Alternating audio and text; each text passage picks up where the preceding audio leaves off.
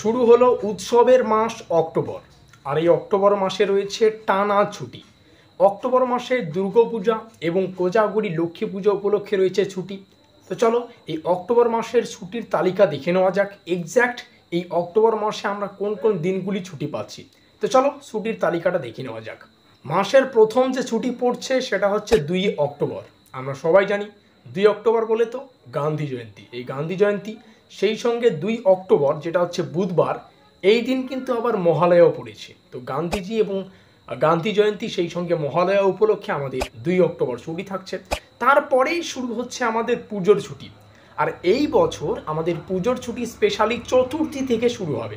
আমাদের চতুর্থী পড়ছে 7 অক্টোবর সোমবার, তারপরে পঞ্চমী 8 অক্টোবর মঙ্গলবার, ষষ্ঠী 9 অক্টোবর, বুধবার সপ্তমী 10 অক্টোবর, বৃহস্পতিবার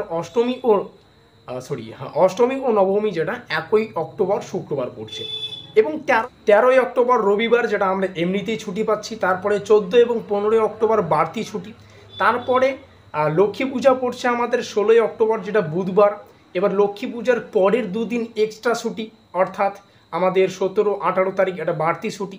তারপরে মাসের শেষের দিকে 31 তারিখ যেটা আমাদের কালী পূজা উপলক্ষে ছুটি থাকবে, যদিও আমরা কালী পুজোটা পরের মাসে দেখতে পাই। তো এই হচ্ছে আমাদের পুরো অক্টোবর মাসের ছুটির তালিকা। অবশ্যই ভিডিওটি ভালো লাগলে লাইক করে দিও, বন্ধুদের কাছে শেয়ার করে দিও। আমাদের আজকের এই স্পেশাল ভিডিওটি এই পর্যন্তই।